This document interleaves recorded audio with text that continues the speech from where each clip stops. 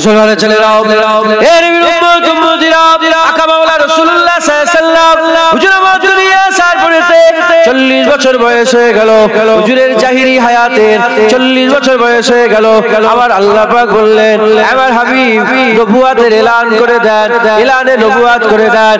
খবরদার খবরদার পুলিশের মানুষ মাথায় ঢুকিয়ে না হুজুর পাক 40 বছর নবী হন নাই, হুজুর পাক 40 বছর নবী হয় না।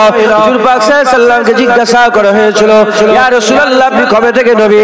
আকা মাওলা রাসূলুল্লাহ সাল্লাল্লাহু আলাইহি ওয়াসাল্লাম বলেছিলেন আদম আলাইহিস সালাম যখন বাইনাল মা ওয়া তিন ছিল, যখন আদম আলাইহিস সালাম পানি আর মাটির মধ্যে গুলা ছিল, আমার আল্লাহ পাক আমাকে মুহাম্মদুর রাসূলুল্লাহ বলে ঘোষণা করেছে।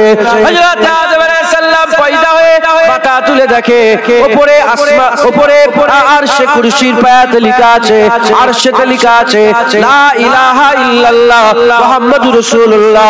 তাই আমি আপনাদের বলে দিয়ে যাই হুজুর 40 বছর নবী হয় না, 40 বছর নবুয়াতের কাজে জয়েন হয়েছে। জয়েন লেটার আগে পেয়ে গেছে, জব লেটার আগে পেয়ে গেছে, জবে জয়েন হয়েছে 40 বছর বয়সে। এর উম্মত উম্মতিরা খুব খেয়াল করে শুনে রেখে দেন হুজুর পাক সাল্লাল্লাহু আলাইহি ওয়াসাল্লাম এলানে নবুয়াত হয়ে যাবার পরেতে দাওয়াত দিতে আরম্ভ করলেন, আল্লাহর কথা শোনাতে আরম্ভ করলেন, লা ইলাহা ইল্লাল্লাহর কথা বলতে আরম্ভ করলেন, আখিরাতের কথা শোনালেন, জাহান্নামের কথা শোনালেন, জান্নাতের কথা শোনালেন, কিয়ামতের কথা শোনালেন, মরার পরের জীবনের কথা শোনালেন, গায়েবের খবরগুলো দিতে আরম্ভ করলেন। আমার আল্লাহ পাকের হাবিবের ওসিলায় আমার আল্লাহ আমাদের কানে পৌঁছাতে আরম্ভ করলেন।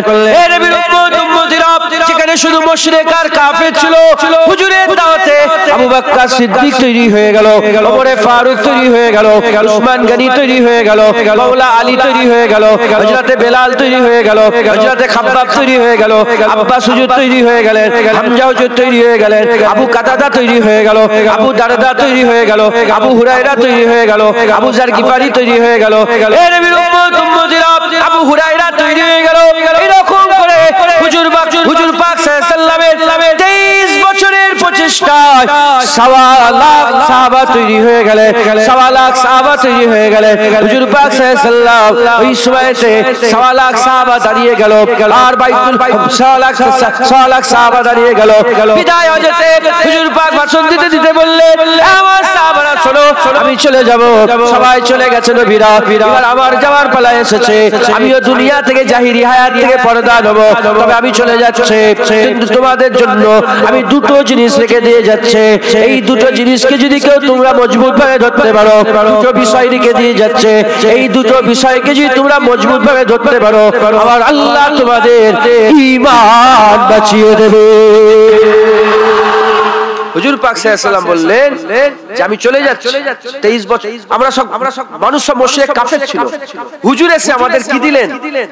ঈমান। কি দিলেন বলেন? ঈমান।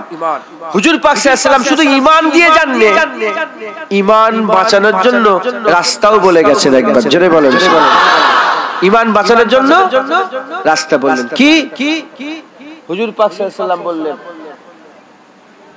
হুজুর পাক সাল্লাল্লাহু আলাইহি ওয়াসাল্লাম বললেন যে তোমাদের জন্য দুটো জিনিস দিয়ে যাচ্ছি।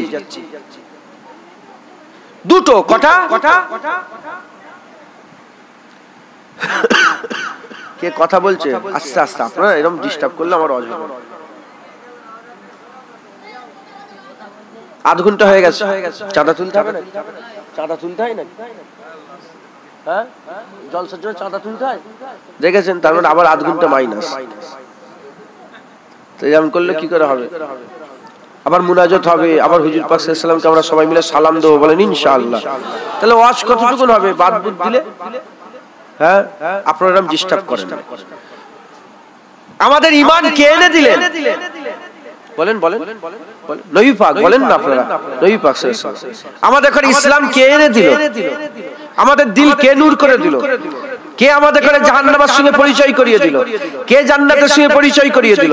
কে জাহান্নামের রাস্তা বলে, জাহান্নাম থেকে বাঁচার রাস্তা বললেন? কে জান্নাতে যাওয়ার রাস্তা বললেন?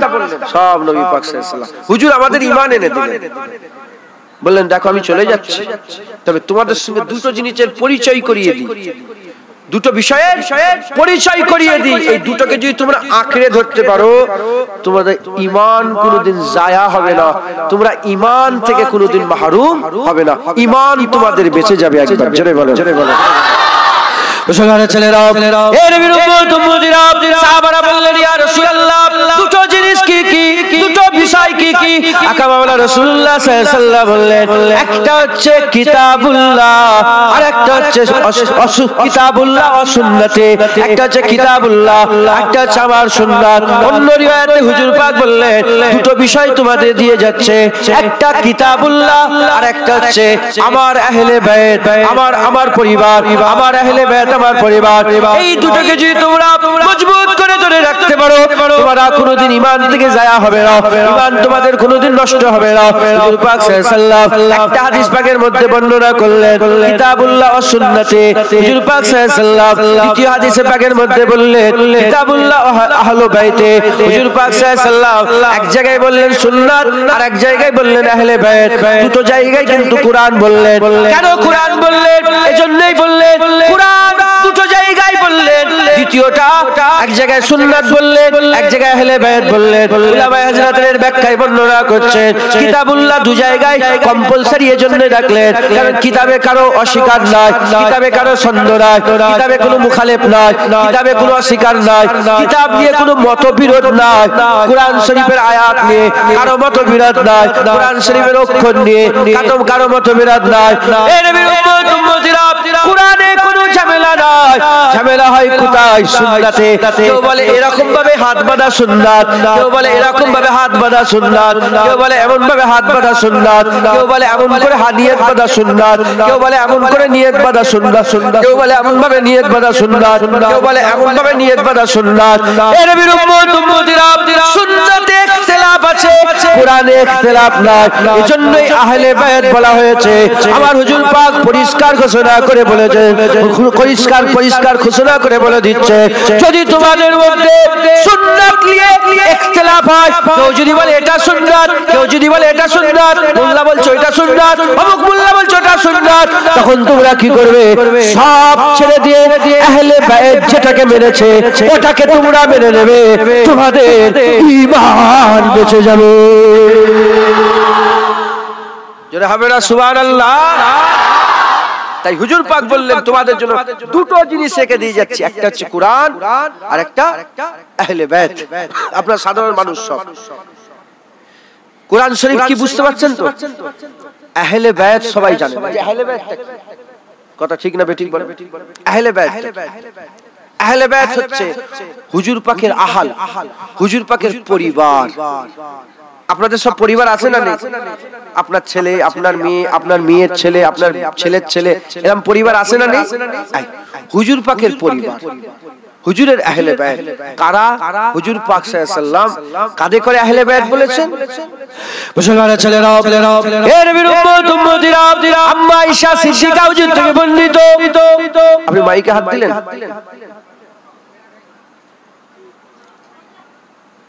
নিয়ম তো আছে, আপনি কমেছেন, সাউন্ডটা সমস্যা হয়ে গেল।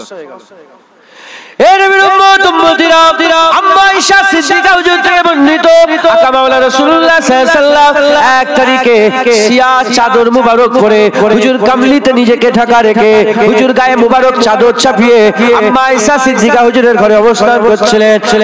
আকা মাওলা রাসূলুল্লাহ সাল্লাল্লাহু আলাইহি ওয়াসাল্লাম অবস্থান করছিলেন। ওটা কি নিয়ে এসেছেন?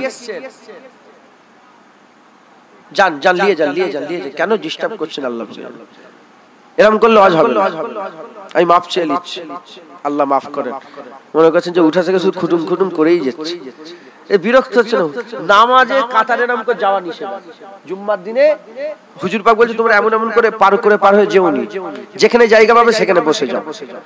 আর আল্লাহ পাক কুরআন শরীফে বলছে মজলিস সময়ে তোমরা যদি সরে সরে একটু লোকের বসার জায়গা করে দাও, আমি আল্লাহ তোমাদের জান্নাতে বসার জায়গা করে দেব। কুরআন শরীফ আল্লাহ পাক বলেছেন। মুসলমানের ছেলেরা, এ নবীর উম্মত উম্মতিরা, হুজুর পাক মুবারক চাদর, শিয়া বর্ণের কালো মুবারক চাদর হুজুরের শরীরের মধ্যে ছিল, হুজুরের শরীরের মধ্যে ছিল।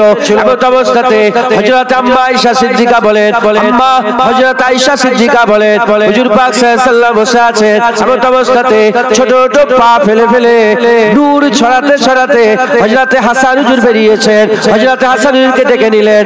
হুজুর নানা জান কোলের মধ্যে ঢুকিয়ে নিলেন, চাদরের মধ্যে ঢুকিয়ে নিলেন। তারপর হযরত হুসাইন হুজুর ছোট ছোট পা নিয়ে নূর ছড়াতে ছড়াতে এসেছেন।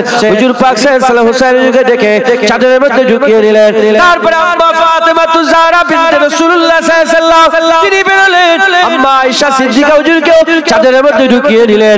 হযরতে আকা মাওলা রাসূলুল্লাহ সাল্লাল্লাহু আলাইহি ওয়াসাল্লামের জামাতা মাওলা আলী হুজুর বেরোলেন। মাওলা আলী হুজুর আসলেন, হুজুর আলীকেও ডাকলেন। মাওলা আলীকে দেখে চাদরের মধ্যে ঢুকিয়ে নিলেন। হুজুর আবার চাদর চাপা দিয়ে হুজুর পাক সাল্লাল্লাহু আলাইহি ওয়াসাল্লাম ঘোষণা করে দিলেন, হা উলাই আহলুল বাইত, হা উলাই আহলুল বাইত। হুজুর পাক সাল্লাল্লাহু আলাইহি ওয়াসাল্লাম বললেন, ইরাই হচ্ছে আমার আহলে বাইত। হুজুর পাক সাল্লাল্লাহু আলাইহি ওয়াসাল্লাম বললেন, ইরাই হচ্ছে আমার আহলে বাইত। কে কে? আলী, ফাতেমা, হাসান, হুসাইন রাদিয়াল্লাহু তাআলা আনহুমা। আলী, ফাতেমা হুজুর, হাসান, হুসাইন রাদিয়াল্লাহু তাআলা আনহুমা। হুজুর এই চারজন হচ্ছে হুজুর পাকের কি আহলে বাইত। প্রশ্ন জাগতে পারে, কেন আপনারা বুঝতে পারবেন না, আলেম উলামারা আছেন, প্রশ্ন জাগতে পারে তাহলে হুজুরের বিবিরা কি আহলে বাইতের মধ্যে নয়? হুজুর পাকের বিবিরা আহলে বায়াতের মধ্যে। আল্লাহ কোরআনে আয়াত নাযিল করেছেন, হুজুর পাকের বিবি সাহেবাদের করে আল্লাহ আহলে বায়াত ঘোষণা করেছে, আর আলী, ফাতেমা, হাসান, হুসাইনকে রাসূলুল্লাহ আহলে বায়াত ঘোষণা করেছে। মাথায় ঢুকছে?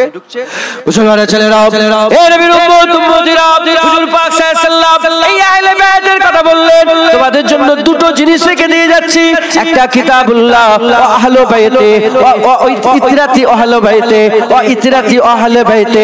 হুজুর পাক সাল্লাল্লাহু আলাইহি ওয়াসাল্লাম বললেন, আমার ইতরার আমার পরিবার, আমার পরিবার, আমার আহলে বাইত আর কোরআন শরীফ রেখে দিয়ে যাচ্ছে। এই দুটোকে তোমরা মজবুতের সঙ্গে ধরবে।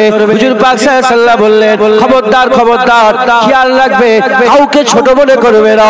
কেউ যেন কোরআনকে ছোট মনে করে আহলে বায়াতকে বড় মনে করোনি, আর আহলে বায়াতকে ছোট মনে করে কোরআনকে বড় মনে করে বড় মনে করোনি। যদি আমরা একটাকে ছোট মনে করি, তাহলে কোরআনকে যদি বড় মনে করি, আহলে বায়াতকে ছোট মনে করি, কোরআনকে বেশি প্রাধান্য দেব, আহলে বায়াতকে কম। হুজুর বললেন না, একে অপরের উপরে তারজি আছে, একে অপরের উপরে তারজি আছে, দুজনেরই দরকার, দুটোকে গুরুত্ব দেবে। কারণ এই দুটো একসাথে কিয়ামতের ময়দানে, কিয়ামতের ময়দানে হুজুর পাক সাল্লাল্লাহু আলাইহি ওয়াসাল্লাম বললেন, হাউজে কাউসারের সামনে আমার আল্লাহ একসাথে আমার সামনে উপস্থিত করবে। দুটোরই বলেন বলেন বলেন, নারে তাকবীর বলেন, আল্লাহ কবুল করেন, নারে তাকবীর, নারে তাকবীর। ও বলেন ওর খুন বলেছে, কথা ঠিক না বেঠিক বলে? আল্লাহ কবুল করেন।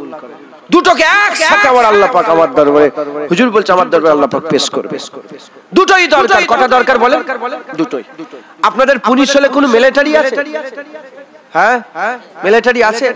মিলিটারিকে জিজ্ঞাসা করবেন যে জুনায়েদ ভাই এসেছিল তো বলে গিয়েছে, এটা কি সত্য কথা? মিলিটারি হতে গেলে শর্ত দুটো। কটা? কটা শর্ত? আর এই দুটোই লাগবে। এই দুটো যদি না থাকে, যতই শিক্ষিত হোক, যতই এমএ হোক, যতই বিএ হোক, যত যাই করুক, যতই বড় প্লেয়ার হোক, মিলিটারি হতে পারবে না। দুটো শর্ত, দুটোই লাগবে। এক নম্বর হচ্ছে হাইট, আর দ্বিতীয় নম্বর চেস্ট। কি? চেস্ট, বুক, ছাতি, আর কি? হাইট। হাইট আছে, চেস্ট নেই, মিলিটারি হতে পারবে না। চেস্ট আছে, হাইট নেই, মিলিটারি হতে পারবে না। হাইটও লাগবে, চেস্টও লাগবে, দুটো থাকলে মিলিটারি হতে পারবে। আচ্ছা, হলো। ঈমানের শর্ত কটা জানেন আপনারা? বলেন বলেন, ঈমানের মূল শর্ত কটা জানেন আপনারা? দুটো। কটা বলেন? দুটো মূল শর্ত বলেছে। দাড়ি কিন্তু মূল শর্ত নয়। দাড়ি দরকার, আল্লাহর হুকুম, কিন্তু দাড়ি চাচলে সে কি কাফের হয়ে যায়? নামাজ কাজা করলে সে কি কাফের হয়ে যায়? না, সে ফাসিক হয়, ফাজিল হয়, বড় বদমাইশ হয়, বড় গুন্ডা মাস্তান হয়। আল্লাহ মাফ করে, আল্লাহর দরবারে খুব নারাজ আল্লাহ পাক তার উপরে। কথা ঠিক না বেঠিক বলে? কিন্তু ঈমানের মূল শর্ত কটা? দুটো। দুটোই লাগবে, একটা কেউ ছাড়া যাবে না। কি কি জানেন আপনারা? এক নম্বর লা ইলাহা ইল্লাল্লাহ। দ্বিতীয় নম্বর আপনারাই বলেন, আরো জোরে বলেন। ঈমানের শর্ত কটা? দুটোকে ছাড়া যাবে না। মুসলমানের ছেলেরা, এর নবীর উম্মত উম্মতিরা, যেমন মিলিটারি হতে গেলে দুটো শর্ত দুনিয়ার উদাহরণ দিয়ে বুঝিয়ে দিলাম। হাইটও লাগবে, চেস্ট লাগবে। ঈমানওয়ালা হতে গেলে দুটোই শর্ত, লা ইলাহা ইল্লাল্লাহ লাগবে, মুহাম্মদুর রাসূলুল্লাহ লাগবে। একটাকেও বাদ দেওয়া যাবে না। লা ইলাহা ইল্লাল্লাহ দিলে রাখতে হবে, মুহাম্মদুর রাসূলুল্লাহ দিলে রাখতে হবে। যেমন লা ইলাহা ইল্লাল্লাহ মুহাম্মদুর রাসূলুল্লাহ দুটোই লাগবে। দুটো ছাড়া আপনি মুমিন হতে পারবেন না, মুসলমান হতে পারবেন না। ওই রকম দ্বারা ঈমান বাঁচাতে গেলেও দুটোই লাগবে, কুরআনও লাগবে, আহলে বাইতের মহব্বতও লাগবে। লাগবে, দুটোই লাগবে, দুটোই লাগবে। কেন লাগবে শোনেন, কেন লাগবে? লা ইলাহা ইল্লাল্লাহ মুহাম্মাদুর রাসূলুল্লাহ দুটো শর্ত, দুটোই লাগবে। লা ইলাহা ইল্লাল্লাহ লাগবে, মুহাম্মাদুর রাসূলুল্লাহ। মিলিটারি হতে গেলে কটা লাগবে বললাম? দুটো। হাইটও লাগবে, চেস্টও লাগবে। আর ঈমান বাঁচাতে গেলে কটা লাগবে? দুটো। কুরআনও লাগবে, আহলে বায়াতও লাগবে। এই কুরআন আর আহলে বায়াত দুটো একসাথে জয়েন, কি একসাথে ছাড়া যাবে না। একটাকেও কম মনে করে ছাড়া যাবে না। যারা আহলে বায়াতকে ধরেছে, কুরআন ছেড়েছে, তারা গুমরাহ হয়ে গেছে। কথা ঠিক হবে, ঠিক। আর যারা কুরআন ধরে রেখেছে, আহলে বায়াত ছেড়েছে, তারাও গুমরাহ হয়ে গেছে। শিয়ারা আহলে বায়াত ধরেছে, কুরআন ছেড়ে দিয়েছে। আর কিছু নামধারী সুন্নি মুসলমান আছে, তারা কুরআন ধরেছে, আহলে বায়াত ছেড়েছে, দুজনেই গুমরাহ। আমরা আহলে সুন্নাতুল জামাত, আমরা হাকিকাতে সুন্নি মুসলমান। তাই আমরা কুরআনকে মহব্বত করি, হুজুরের পরিবারকে মহব্বত করি। কুরআনকে ভালোবাসি, হুজুরের আহলে বায়াতকে আমরা ভালোবাসি। কথা ঠিক না বেঠিক বলেন? মুসলমানের ছেলেরা, হে নবীর উম্মত উম্মতিরা, খুব খেয়াল করে শুনে রেখে দাও, কুরআন আর আহলে বায়াত দুটোই লাগবে। এজন্যই লাগবে কারণ কুরআন বেনিয়াজ, কুরআন কথা বলে না, কুরআন কথা বলে না। কুরআনের আয়াতের কেউ যদি বিরোধিতা করে, কুরআন কথা বলে না। কুরআনের পৃষ্ঠা আল্লাহ না করে কেউ যদি ছিঁড়ে ফেলে দেয়, কুরআন কথা বলে না, আল্লাহ না করে। কুরআন যদি কেউ পুড়িয়ে দেয়, কুরআন যদি কেউ পুড়িয়ে দেয়, কুরআন কথা বলে না। কেউ যদি কুরআন শরীফের আয়াত পড়ে, কুল হুয়াল্লাহু আহাদ বলে, কেউ যদি আল্লাহ দুটো বলে, নাউজুবিল্লাহ, কেউ যদি বলে আল্লাহ দুটো, কুরআন তার গর্দান ধরে না, কুরআন তার গিরেবান ধরে না। কি বুঝলেন?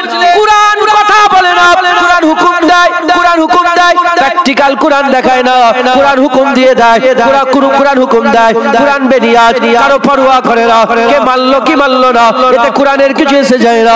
কেউ মানলো কি মানলো না, এতে কুরআনের কিছু এসে যায় না। হে নবীর উম্মত উম্মতিরা, আমি আপনাদের বলে দিয়ে যাই, কুরআন বলছে নামাজ পড়ো, কুরআন বলছে আকিমুস সালাত, নামাজ কায়েম করো, আতুজ যাকাত, যাকাত আদায় করো। কুরআন বলছে ইয়া আইয়ুহাল্লাযীনা আমানু সাল্লু আলাইহি ওয়া সাল্লিমু তাসলিমা। কুরআন বলছে ইয়া আইয়ুহাল্লাযীনা আমানু কুতিবা আলাইকুমুস সিয়াম কামা কুতিবা আলাল্লাযীনা মিন ক্বাবলিকুম লাআল্লাকুম তাত্তাকুন। হে নবীর উম্মত উম্মতিরা, কুরআন বলছে নামাজ পড়ো। এখন কেউ যদি নামাজ পড়তে বাধা দেয়, কুরআন উত্তর দেয় না, কুরআন উত্তর দেয় না। কুরআন বলছে খিলাফত, খিলাফতে কেউ যদি বাধা দেয়, কুরআন উত্তর দেয় না। হে নবীর উম্মত উম্মতিরা, কুরআন শুধু হুকুম শোনায়, কুরআনের বিরোধিতা যদি কেউ করে, কুরআন উত্তর দেয় না। হুসাইন কারবালায় হাজির হয়ে যায়। যারা হবে না সুবহানাল্লাহ। যখন কুরআনের বিরোধিতা কেউ করে, কুরআন কথা বলে না, কে কথা বলে? আহলে বায়াত কথা বলে। হাসান হুসাইন, আম্মা ফাতেমা আলী, এই হচ্ছে আহলে বায়াত। তিনার আওলাদরাই হচ্ছে আহলে বায়াত, হুজুরের খানদান, হুজুরের পরিবার।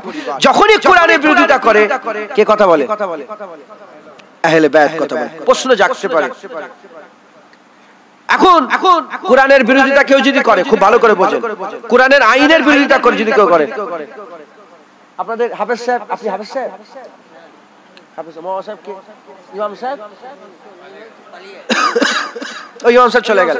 আচ্ছা শোনেন, যদি কোন কুরআনের বেখিলাফ কেউ কথা বলে, মাওলানা সাহেব কথা বলবে না? আচ্ছা মাওলানা সাহেবকে ছেড়ে দিলাম, আপনারা কথা বলবেন না? এই বলেন না, বলবেন না, বলবেন না? আপনারা আহলে বায়াত? প্রশ্ন, এটা প্রশ্ন। আপনারা তো আহলে বায়াত নয়, আপনারাও তো প্রতিবাদ করছেন। আমি তো আহলে বায়াত নয়, আমি তো আহলে বায়াত নয়, আমিও তো প্রতিবাদ করছি। খুব ভালো করে বোঝেন।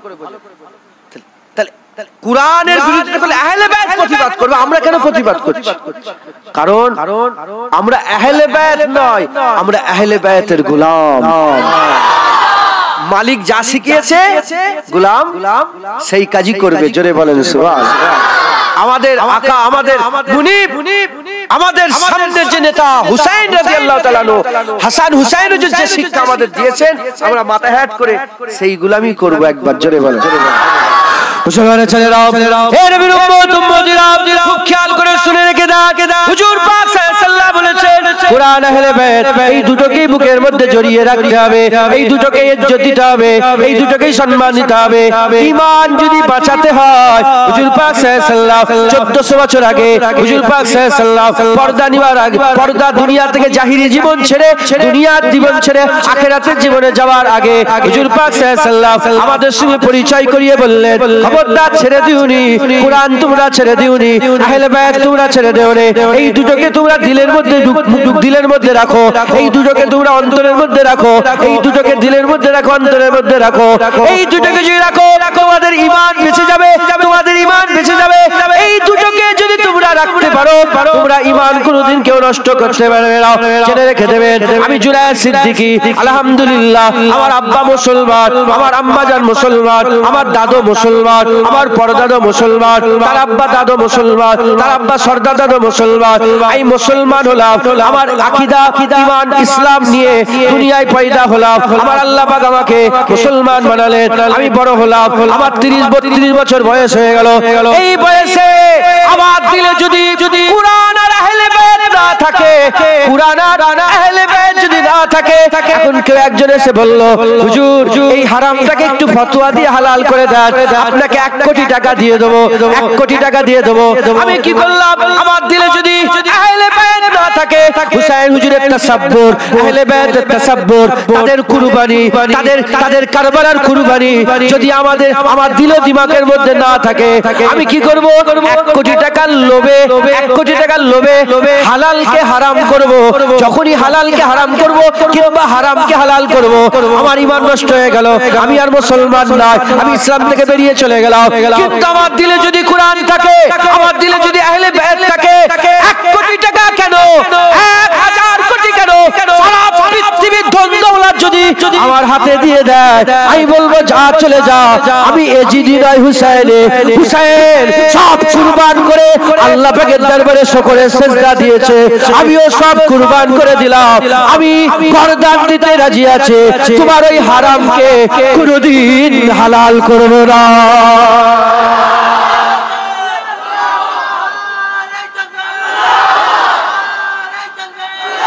শুনছেন আপনারা? তাসাব্বুর বুঝতে পারছেন?